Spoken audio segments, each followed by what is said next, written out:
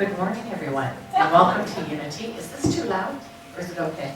It's okay. It's okay. My name is Wendy Meyer, and I am the platform facilitator today. And isn't it great that we're in 2020 and we have perfect vision? I think that was probably planned, wasn't it? Perfect vision for 2020. Anyways, shall we start today with some singing? Beatrice. Good morning. So you'll be controlling the song, so if you want to take the control, you can sit. We're going to start with Sacred Place. There you go.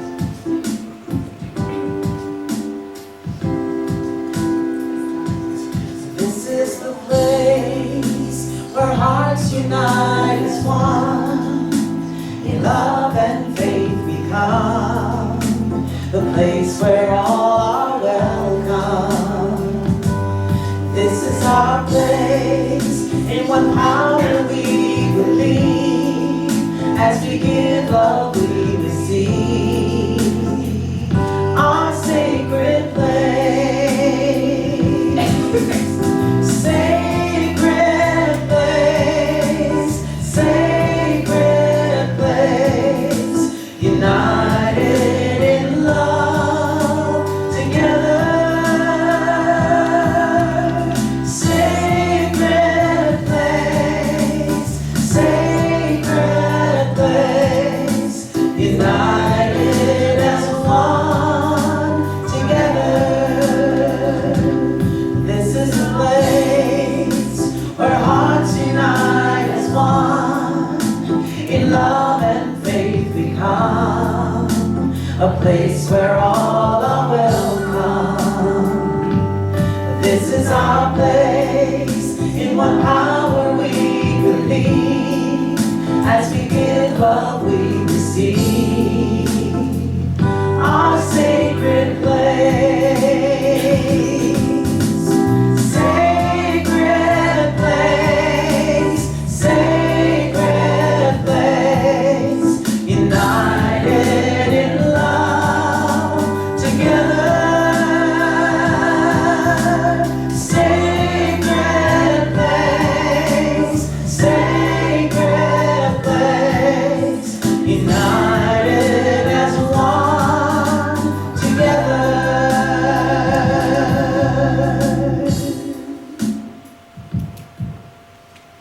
And Aaron McGawkin's beautiful song, Name It, Claim It. And I see it everywhere.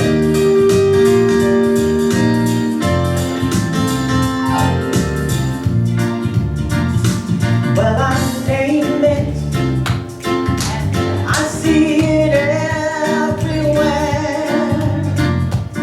Well, I name it, and I claim it, and then I see it everywhere. Well, I name love, and I claim love, and then I see it everywhere. Come on, sing it. I name love, and I claim love, and then I see it everywhere. Because it's mine, mine, mine, mine. The endless and everlasting love of our divine. Well, I name it, and I claim it, and then I see it everywhere. Well, I name it, and I claim it, and then I see it everywhere. Because it's mine, mine, mine, mine. The endless and everlasting love of our divine. Well, I name it, and I claim it, and then I see it everywhere.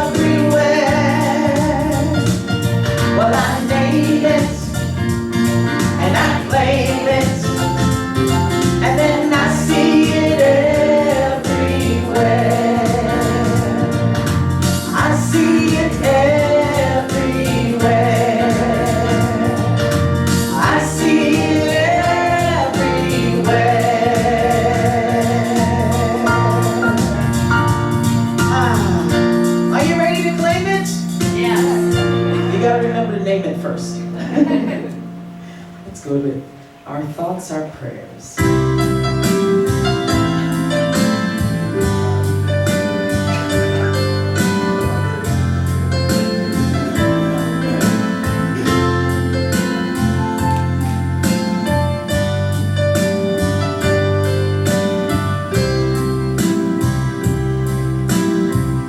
Our thoughts are prayers, our thoughts are prayers, and we are always praying. Our thoughts are prayers.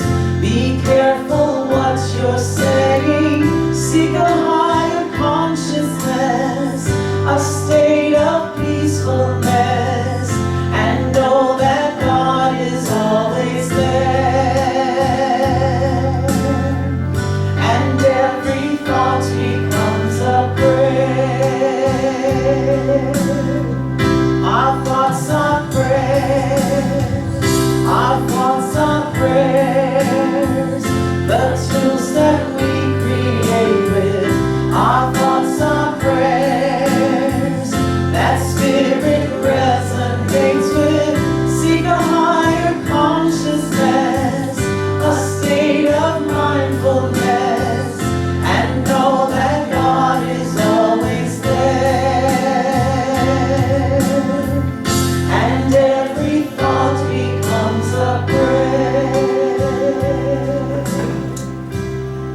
Oh, take a deep breath in this moment as I speak my word for our opening intention. And it's always done in the first person, present tense, and positive. For there is only one thing going on here, Spirit, in all its forms, in all its names. I'll call it I. So as I breathe and relax, and know that all thoughts are prayers, and that Spirit, as me, already knows that it is done. For the desire for something bubbles up from Spirit, and it's my clue that it already exists. And so today I open up my thoughts to focus on that which I desire, that which I love, that which brings me joy and peace and harmony. And as I breathe and let out all that no longer serves me, I allow Spirit to fill me with everything that does. I know it is always bringing me my highest and best, and it happens through me, as me, for I am its hands and feet, and more. So with a grateful heart, I let go and I let it be so. Please join with me in saying, and so it is.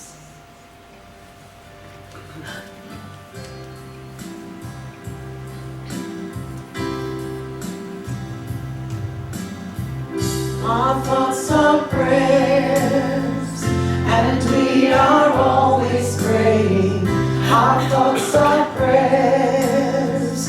Be careful what you're saying. Seek a higher consciousness, a state of peacefulness, and know that God is always there. And every thought becomes a prayer.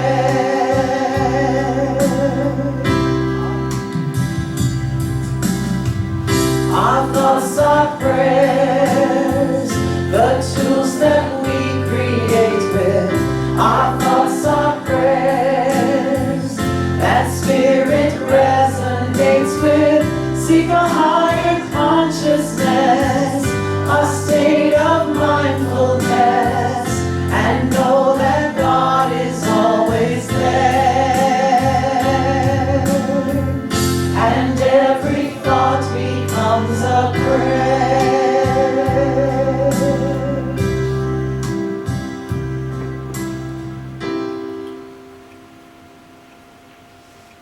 Let's stay in that prayerful space as I read today's inner word, which is daily word, which is inner peace.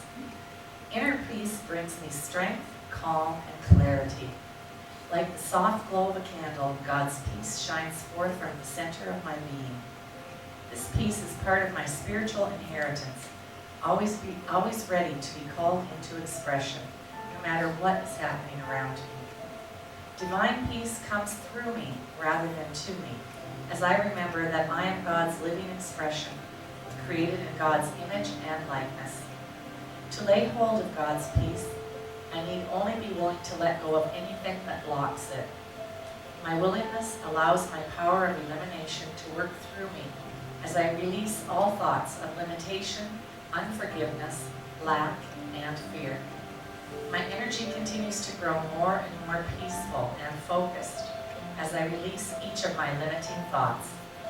I become centered in the pure peace of God.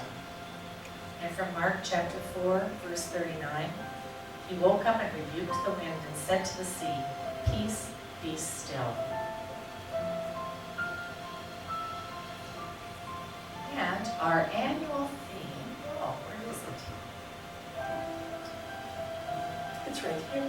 Okay, our annual theme, as I mentioned before, was perfect vision, seen through a spiritual lens in the year of 2020. And this one, week 2. So the theme for January is getting grounded. Oh, there we go. Thank you. Thank you very much. Let me get grounded. The theme for January is getting grounded. Mystery. I allow space for the, I can hardly see this, unknown and the unknowable. In week 2, this week is the power of thought. And Reverend Ann is going to lead us through the power of thought. Thank you. So I have a little quiz for you. Can you hear me okay? A little bit raspy still this week. We just pointed out the new banner for the year, and there are other things that are new in the sanctuary. I would like to ask you if you can see the imperfection in the perfect. And I have a little prize for the person who first identifies it. It's 2 Unity labeled straws made out of bamboo and a little cleaner. So if anybody sees it now, you can put your hand up and tell me. If you don't see it now, but you see it later, put your hand up and I'll call out to you. Yes, Linda? There's a space in the word vision. Come on up. There's a space in the word vision. And that starts off our talk today. And our talk is about what are you focused on? And I'm not saying that it's wrong for Linda to have noticed it first. But what I'm saying is that we move through our day, through our life, actually looking for the problems, if that's what our focus is. Looking at the mistakes, looking at the negative. No matter how perfect everything else is, we seem to focus on the one thing that isn't quite right. And so what I'm inviting you as we move through this year is that you can get to the place that when you look at this sign, that you no longer see the imperfection, but see the perfection. And perhaps allow it to also be a barometer on what it is that you might be focusing on as you move forward in your day. Okay? Are you ready for that challenge? Okay. So we're talking about the power of thought, and it's probably my favorite topic because ultimately that is our way of communicating with Spirit. And does it have power? Yes, it does, but on its own, no, it doesn't. But when that thought is in Spirit, that's where the power is. We ourselves as individuals don't have power. We actually don't create anything. What we create is a mold for Spirit to fill. And that mold is how we think, what we believe, and what we expect, and our intentions. So how can we take our understanding of God and make it applicable and alive in our own lives? And the thing is that I started out early on believing that God was this person who either ignored me or paid attention to me, depending on whether I prayed loudly enough or I was worthy enough or that kind of thing. And I've come to understand that my definition, and even in all of the readings that I've done, whether it's the Bible or other books, is that God is actually principle. It is, in some people's terms, it is energy. Deepak Chopra calls it the field of infinite potentiality. So it is this nebulous entity that is very real for each of us. And depending on how personal we make it, depends on how happy we are in our lives. And just like with gravity, you can pretend to ignore it, but if you drop something, it's going to drop. And so spirit is the same thing. As principle, it behaves in a very predictable way. And as we come to understand how it behaves based on our interaction with it, then we can deliberately have the kind of life that we choose. And our thinking is one of unity principles, and that is that we believe, first of all, that God is good. And so if you have that idea in your mind, then everywhere you look for goodness, because you expect it, because you know God is in everything. And that our power comes from our thoughts and our beliefs. And so today we're going to focus basically on our thoughts. So we're going to talk about thoughts being things, we're going to talk about prayer, and then I'm going to throw in something about a glass of water. So I'll give you a few quotes from Matthew. It shall be done unto you according to your faith. And basically, that's pretty self-explanatory. As unity people, we have a tendency sometimes to interpret the Bible metaphysically because it doesn't seem relevant any other way, but there are a lot of statements in the Bible that actually are exactly what they say they are.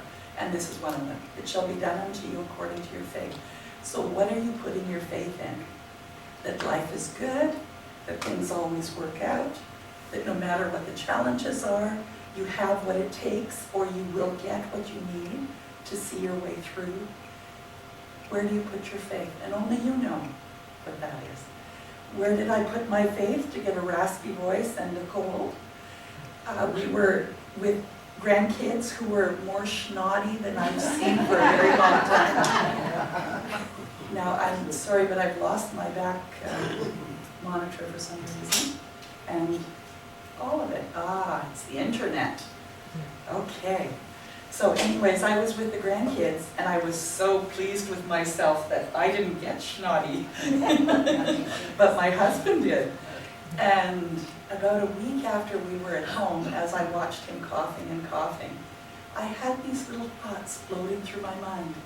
Boy, he's spreading those germs all over the living room. You know, as he's going, and rather than, and within short order, here I am. And then I bought into the idea when someone said, well, it's a really bad one this year, like I've had it for 6 weeks. So I'm in week 2. And I'm here to tell you that sometimes we know what our thinking has created. And sometimes you just have to ride the wave because it's a lot to undo it. So you can suppress it, like in my case with antihistamines and things like that to make life bearable. But sometimes you just have to ride that train until it comes to the station and you get off and it's done. And to not be so hard on yourself if you say, gee, you know, somehow, some way I created this, and beat yourself going, you know, I'm so bad that I did that. To just say, okay, I'm going to see if I can do better next time. See if I can't think differently next time to set things up in a way that allows for me to be healthier, happier. So the power of positive expectations. How many of you know what the energy of having a real exciting expectation is? I mean, Christmas was a really great example, if any of you had little kids, how excited they were, the expectation of what's coming and that sort of thing. As we become adults, that positive expectation of things doesn't happen quite as often, but it does. And maybe it's because you're thinking, oh, I can hardly wait to see what Anne has to say on a Sunday morning. And that's your positive expectation. Oh, I know. My halo's really shiny today. Whatever it is, there is a tremendous power to it, and there's more power to a positive expectation than there is a negative expectation. And to know that all you need is a little bit of something positive, and it will, just like light, will totally diffuse the darkness. So even if life seems like it's pretty stinky and icky sticky right now, just think about something that makes you feel good, that gives you joy, that makes you feel happy, starts to shine a light on all of that darkness, and starts to create the shift. So positive expectations bring good things into my life and into yours. There we go again. As you believe, so shall it be done unto you, is another quote from the Bible. And the thing and again, that's the intranet, and because we're live streaming, there's something going on with the way that it communicates with each other. So we're in intermittent communication occasionally, which is sort of the way I am with Spirit. I'm not always fully listening. Anybody else in that same, you know, that tiny little, they say that tiny little whisper, sometimes it's just a little too quiet and too gentle, and yet, boy, the repercussions aren't quiet and gentle, are they? So Jesus said, ask and you will receive, seek and you will find, knock and the door will be open. And so ask and you will receive. I remember as a 20-something-year-old, and I was single, and I was with a girlfriend who was also single, and we were wanting to find the soulmate, the love of our lives. And the two of us looked at each other and said, well, we can't just sit on this couch talking about it. Like, we have to go out there and let people know we're available, because they're not just going to sort of show up and walk into our lives. And that's the same idea as ask and you will receive. So what we did, which was kind of funny, because we really didn't want to have any men in our lives. We were really quite happy dancing with each other and going out to eat. So we would go out and have the most garlicky dinner we could have. And then we'd go out and see if anybody dared to come and ask us to dance. And if they did, we thought, well, that's one check mark for this guy. So you can quantify how you ask. And knock and the door will be open, which means that not only are you thinking about it, but that you're doing something in that, making some kind of activity to cause that to happen.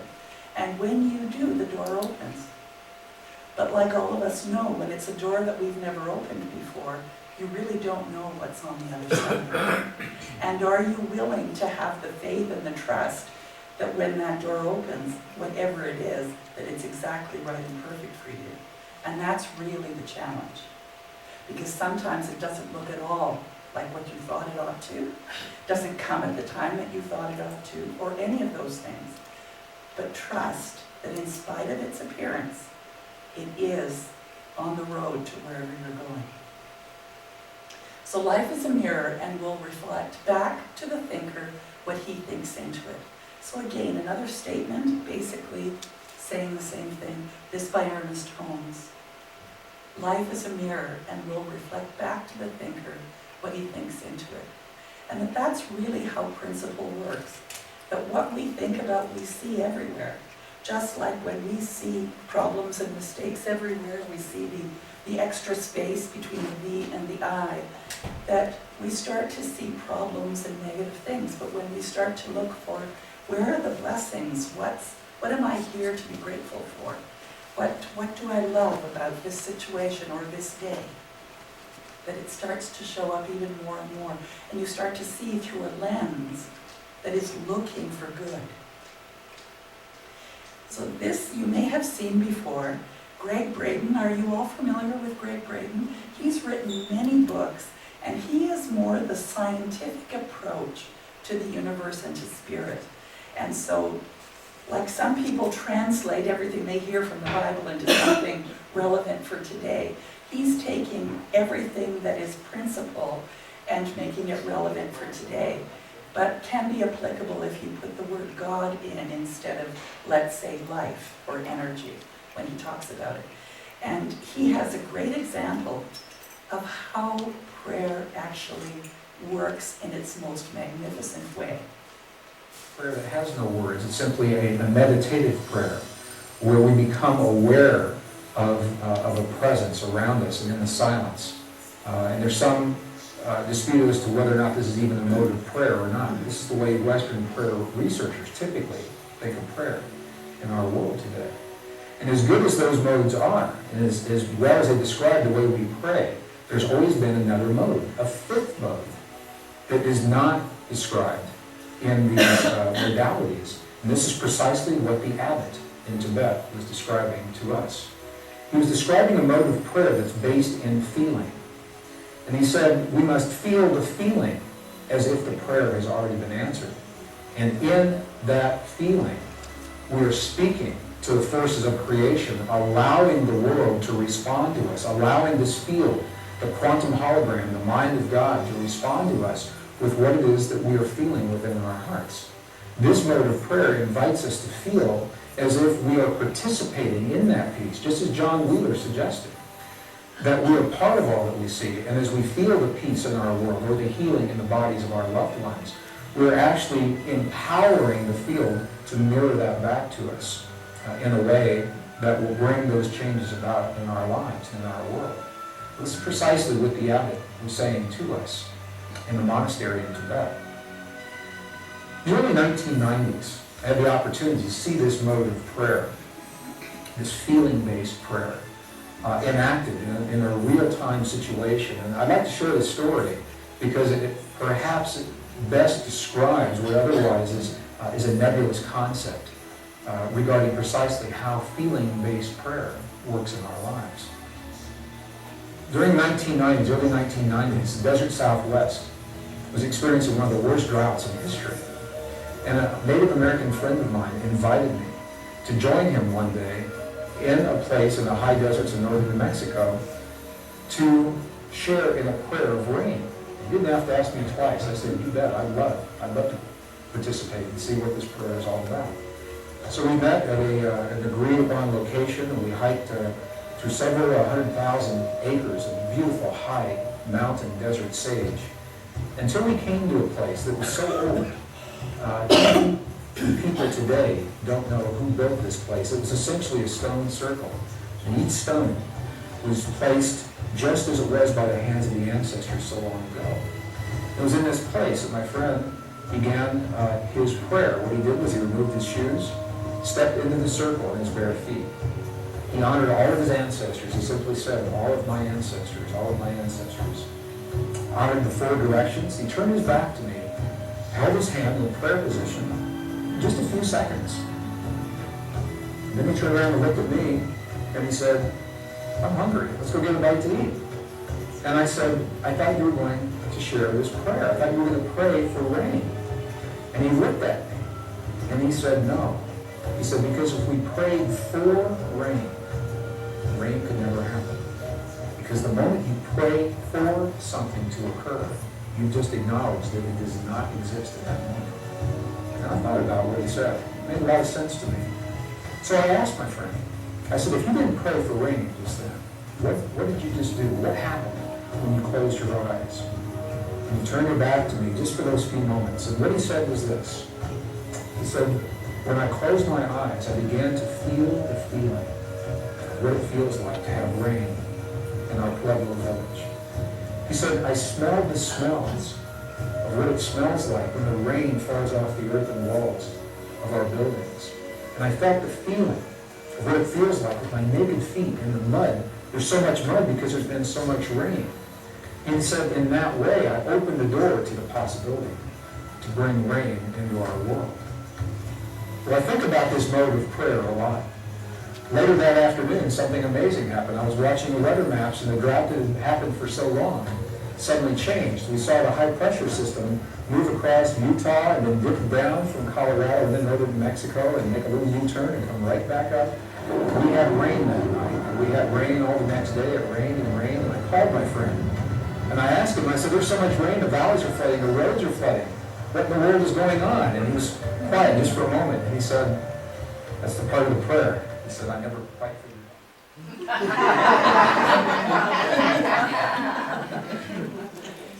And isn't that interesting that originally, as we're taught to pray for something or to fix something. And ultimately, what we actually do is keep it frozen in that scenario and in that reality. And that it's only by the grace of God, which is that little crack, that something else can come in. And so as a deliberate prayer, I suggest that what you do is, if there is something you desire, to take the time to close your eyes and do like that man did, and feel the rain and feel the mud on your feet. So if it's, let's say, love and compassion of another individual, to see yourself just knees buckling when you see them, and feel yourself hugging them, and how your heart is racing when you're holding them. And if it's about losing weight or being healthy or any of those things, what does that feel like? So perhaps for me, let's say, as I'm learning to walk again with this new hip, that I see myself marching up the stairs and dancing the polka again, and doing the kind of things that I used to do before that, and to allow then the answer to that to start to come. So take a moment now and just close your eyes and think about something that's really been on your mind, that perhaps you've been focusing on and wishing that it were different. And imagine that it is different, that it has transformed, and that you're living it, you're feeling it, you're breathing it right now. And I'll give you about a minute of silence as you just feel it completely.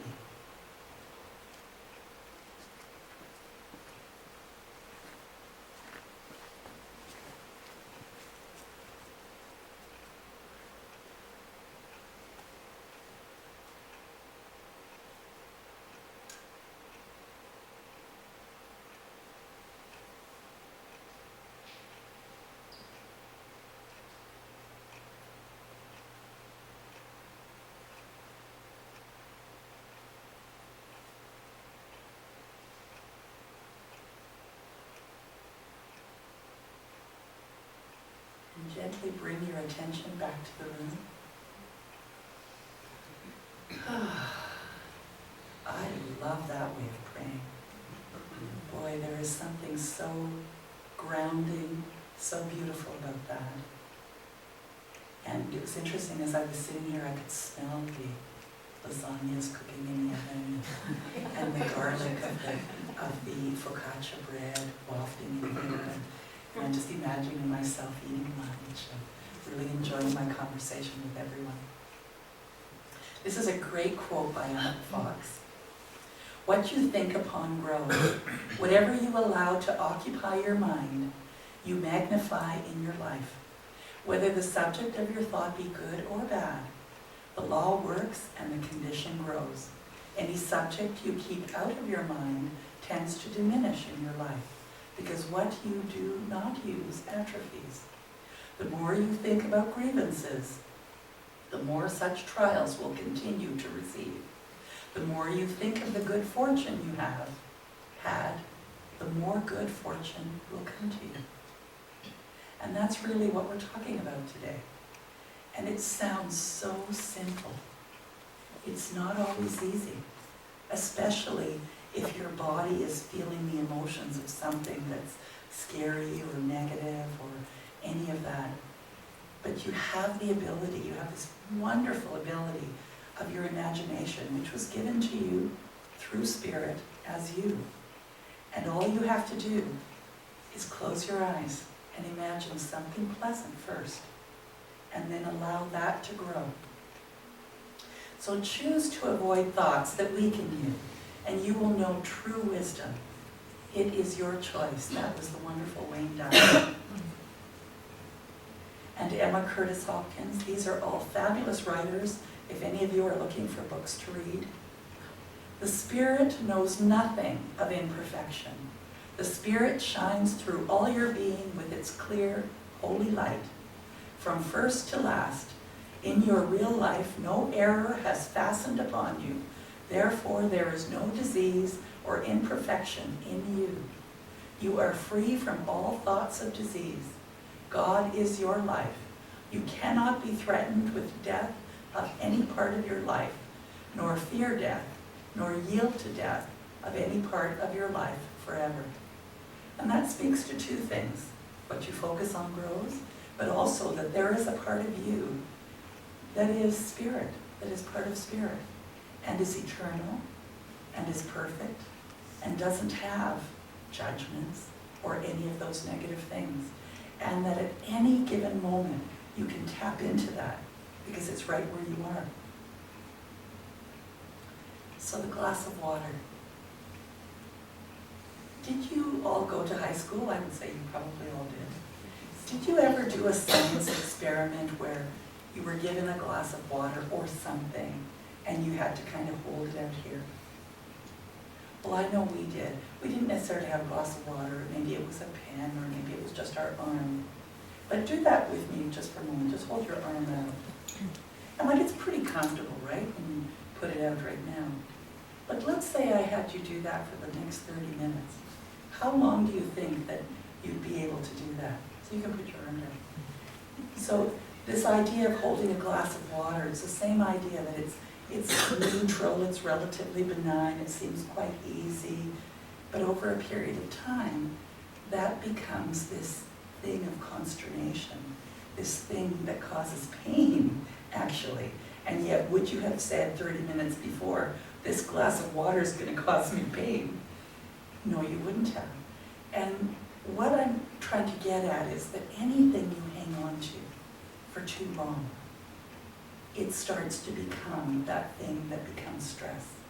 And that's what we talk about as our lives are filled with stress, is we take on so many things that we carry like a bag of boulders, like that glass of water out in front of us, all day long, and forget that we can actually put it down.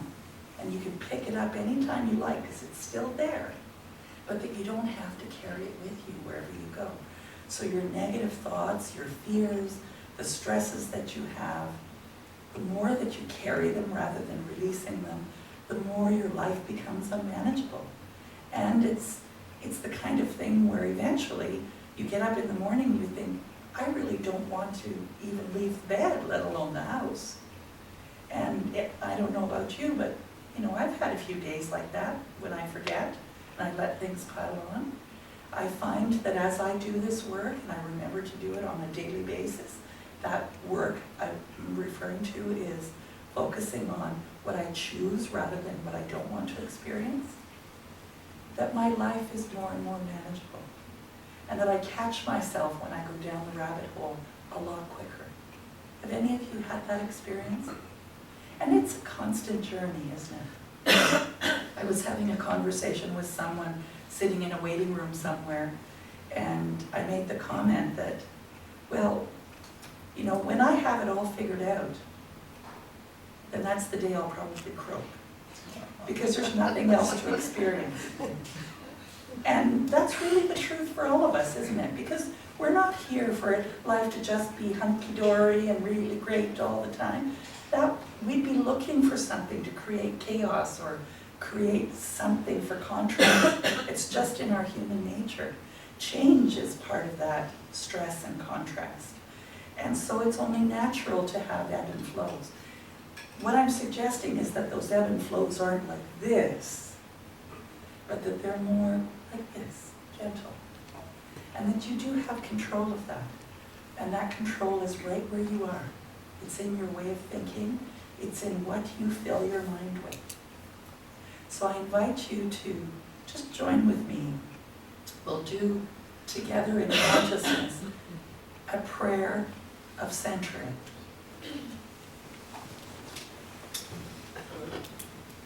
So in this moment, I invite you to join with me in consciousness and move your whirling thoughts from your head down 18 inches to your heart center,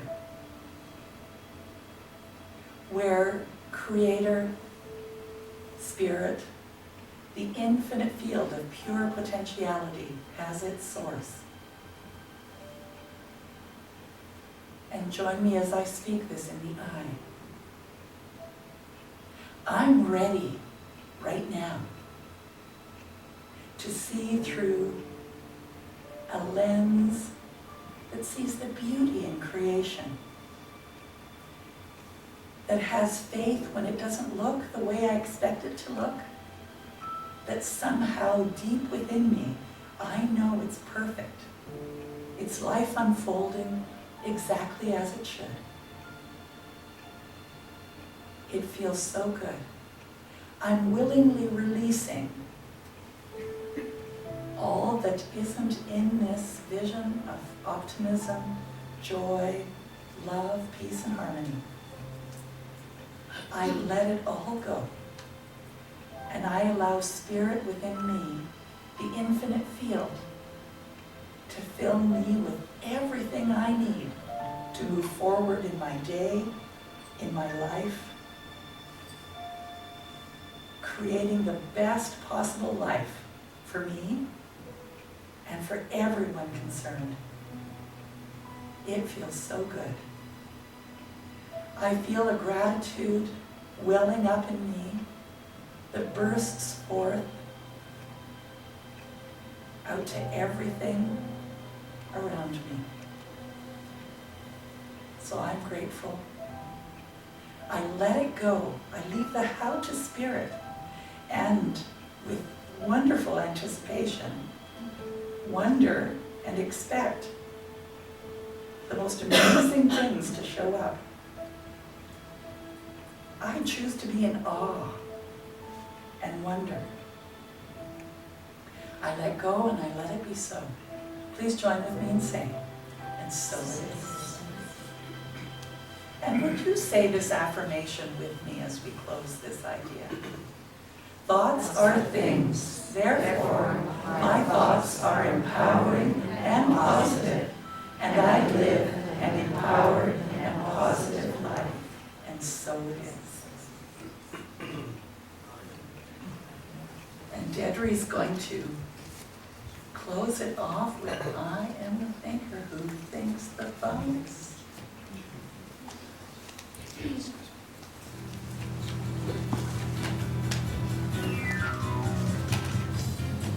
And join her. Thinks the thoughts that changes things that shape my life.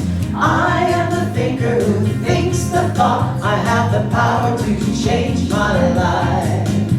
I am the thinker who thinks the thought that changes things that shape my life. I am the thinker who thinks the thought. I have the power to change my life. If you ask me who am I am wisdom, I am light. I am more than meets the eye. I cannot be defined. I am the thinker who thinks the thought that changes things that shape my life. I am the thinker who thinks the thought. I have the power to change my life. I am the thinker who thinks the thought that changes things that shape my life.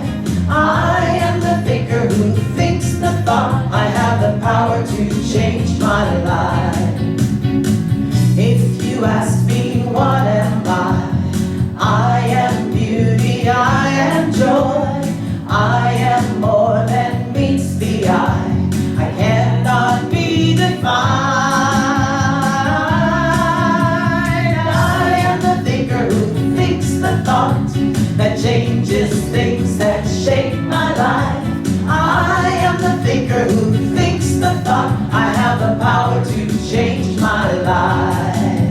I am the thinker who thinks the thought that changes things that shape my life. I am the thinker who thinks the thought. I have the power to change my life. I can choose to be the light. brighten someone's darkest night. I'm so much more than meets the eye. I cannot be defined. I am the thinker who thinks the thought that changes things that shape my life. I am the thinker who thinks the thought. I have the power to change my life. I am the thinker who thinks the thought that changes things that shape my life. I am the thinker who thinks the thought. I have the power to change my life. I am the thinker who thinks the thought that changes things that shape my life. I am the thinker who thinks the thought. I have the power to change my life.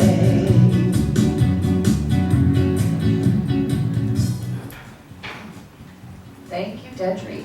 That is one of my favorite Sue Riley numbers. And thank you, Anne. Every time I come here and you speak, I feel like you're speaking right to me because you always give the message that I need to hear. And that was a great message today. Thank you so much.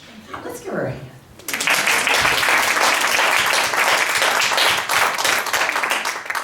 And now is the time for us to take our love offerings in our hands and fill them with our love and give from our hearts and from our wealth and from our abundance. And if you'd like to repeat with me the conscious giving statement on screen. Divine love through me blesses and multiplies all I have, all I give, and all I receive. I give generously because I am that, and so it is.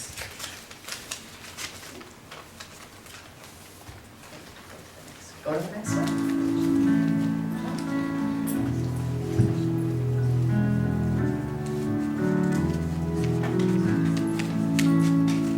I open my heart to love. I open my mind to joy. I open my life to peace, and it's good for me.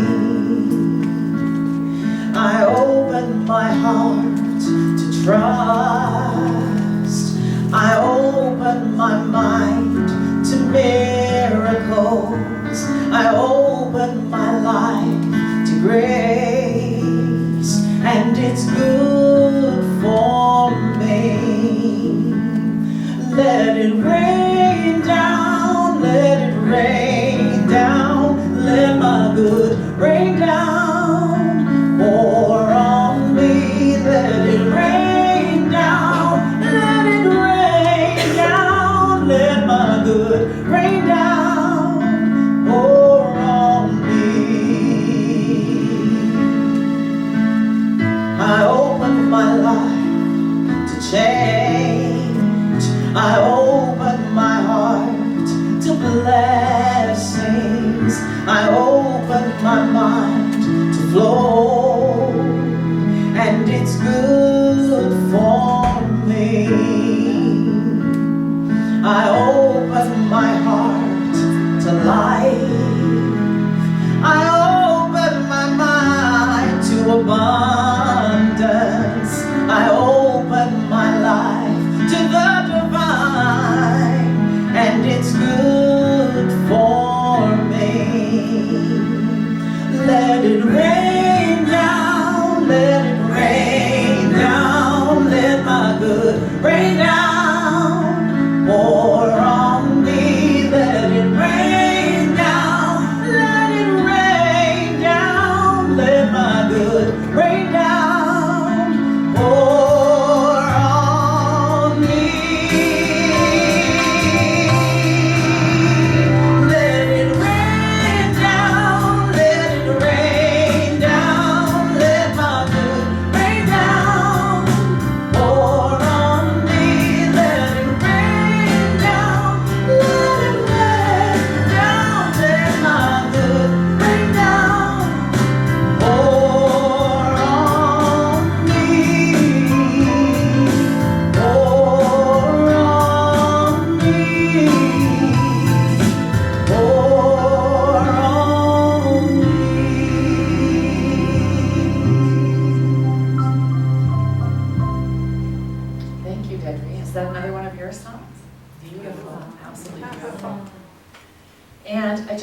remind people that there are many ways that we can donate to Unity in Hamilton, either with e-transfer, Square, cash. Some of us dinosaurs still write checks. I know when I'm counting, it's like there's hardly anybody writing checks, and I'm still one of those dinosaurs.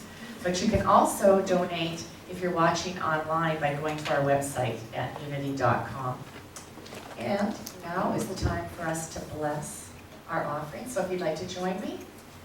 Given in love, received in love, all my desires and needs are met by Spirit through me. And so it is. Can I cover this part? Sure. So we have a visioning for 2020 for those of us that love Unity Spiritual Center and want to join in consciousness to create the vision for 2020. We're providing lunch. So please stay, have lunch, and then it's a 2-hour scenario, and we will come up with a fabulous new phrase that we'll end up having on the wall here or somewhere in the sanctuary once we've come up with it. And I'm starting a class on Wednesday called How to Friend the Universe. It's on Wednesday afternoons from noon until 2, aka How to Build a Relationship with the God of Your Understanding. So it's a 10-week class, and it's by donation. And I invite you, if you're available, to come and join us. It should be a really great conversation. And the other thing I'd like to give you a little heads up on is that Deidre has planned, and we have planned together, to do a Valentine's concert of songs that you have not heard her do. And it's going to be on February the 15th at 7 p.m.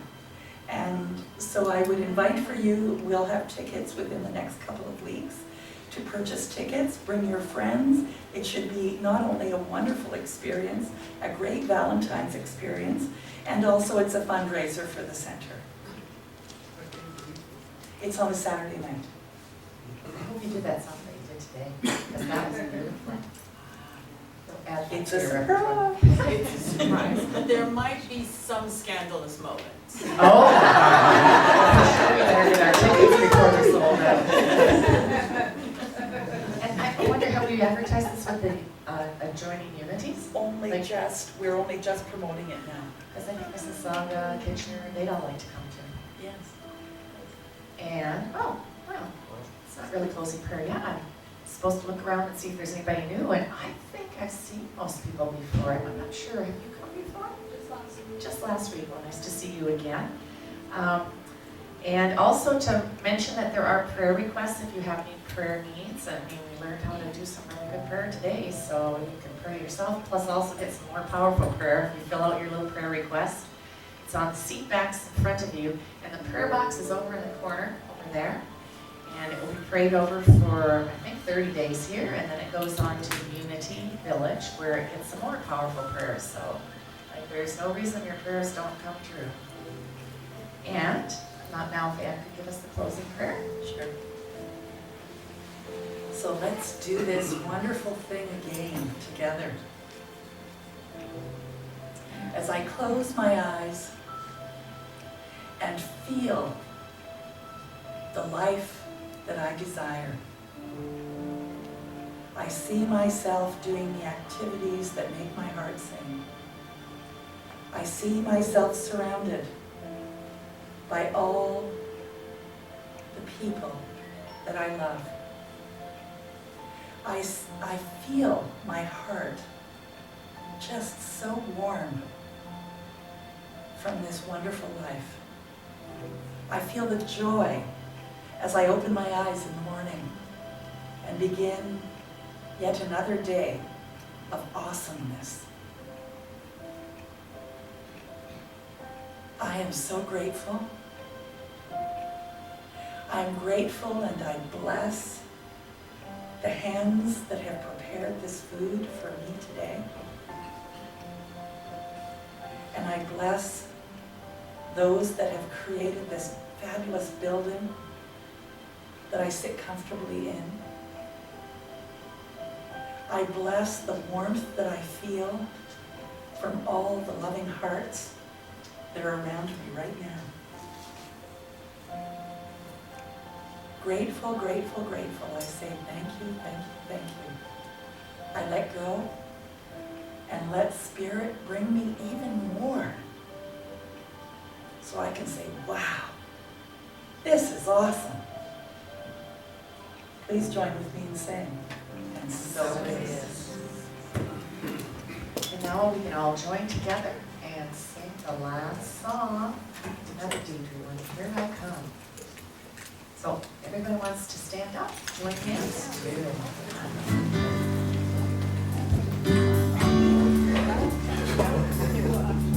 Here I come. Here I come. I am spirit-filled, renewed and rebuilt. I've got a song in my heart, with joy I dance my part. I am on cloud nine, one with the divine. Got a smile on my face, and I'm ready to face the world. Sing it for me. Here I come. Here I come. Here I come. Oh yes, here I come. I am harmonized, upgraded and revised. I've got the love in my heart and the courage to start. I am on cloud nine, one with the divine. Gratitude and grace, and I'm ready to face the world. Here I come. Are you ready? Yeah. Here we go. Here I come. Are you sure you're ready?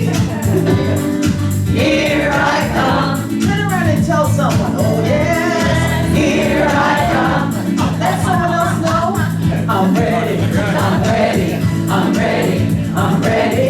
I'm ready. Here I come. I'm ready. I'm ready. I'm ready. Here I come. I'm ready. I'm ready. I'm ready. Here I come. Oh yes, here I come. And all the people say, amen. I'm ready. I'm ready. I'm ready. I'm ready. I'm ready. Here I come. I'm ready. I'm ready. I'm ready. I'm ready. Oh.